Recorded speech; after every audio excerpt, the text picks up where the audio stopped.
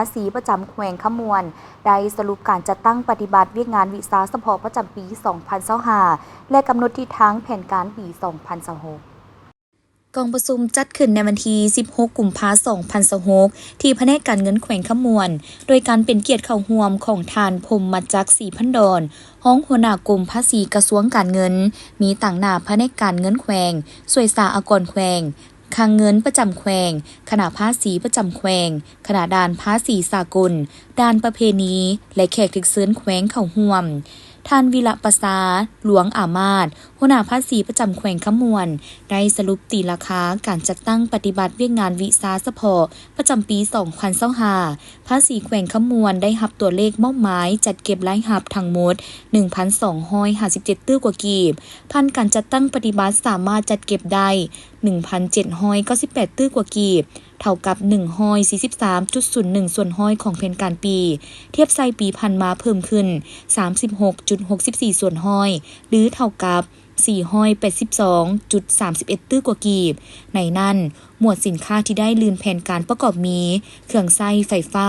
เครื่องอุปโภคบริโภคภาษีขาออกสินค้านำเข้าเพื่อส่งออกไอแก๊สสินค้าตามสัญญาอาเซียนค่าธรรมเนียมต่างๆเครื่องก่อสร้างประเภทสินค้าตามสัญญา2ฝ่ายน้ำมันเสื้อไฟ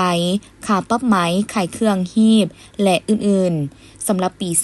2026 ภาษีประจำแขวงขมวนได้รับตัวเลขแผนการจัดเก็บรายรับ 1,911 ตื้อกว่ากีบเพื่อเฮ็ดให้การเคลื่อนไหวจัดเก็บรายรับบรรลุตามแผนการที่วางไว้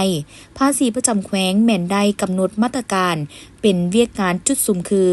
เอาใจใส่ศึกษาอบรมด้านการเมืองแนวเขตให้สมาชิกพรรคพนักงานอย่างเป็นปกติทั่วถึงและต่อเนื่องสุ่มใส่ยกระดับความรู้ความสามารถของพนักงานตามแผนพัฒนาบุคลากรของกรมภาษีในแต่ละระยะเพิ่มทวีการร่วมมือสากลในการสกัดกั้นแลกเปลี่ยนข้อมูลข่าวสารซึ่งกันและกันในระดับภาคพื้นก็คือประเทศอ้อมข้างที่มีสายแดนติดจอดกันสุ่มใส่การหันเป็นระบบดิจิตอลและทันสมัยเพื่อเสริมสร้างการบริหารและการบริการให้มีความสะดวกว่องไวขึ้นเอาใจใส่ติดตามกวดกาและคุ้มครองการนำเข้าส่งออกสินค้าผ่านด่านสายแดนอย่างเข้มงวดและอื่นๆโอกาสนี้ยังได้รับฟังการรายงานเกี่ยวกับการจัดตั้งปฏิบัติเวียกงานประจำปี 2025 ของแผนกการเงินแขวงคลังเงินประจำแขวงสวยสาอากรแขวงแขนงสังรวมภาษีประจำแขวงด้านภาษีสากลความมิตรภาพ 3 และด้านภาษีสากลนาเผ่าที่ได้ยกให้เห็นถึงข้อสะดวกของยุ่งยากที่ทั้งแผนการและมาตรการในการจัดตั้งปฏิบัติในปีต่อไป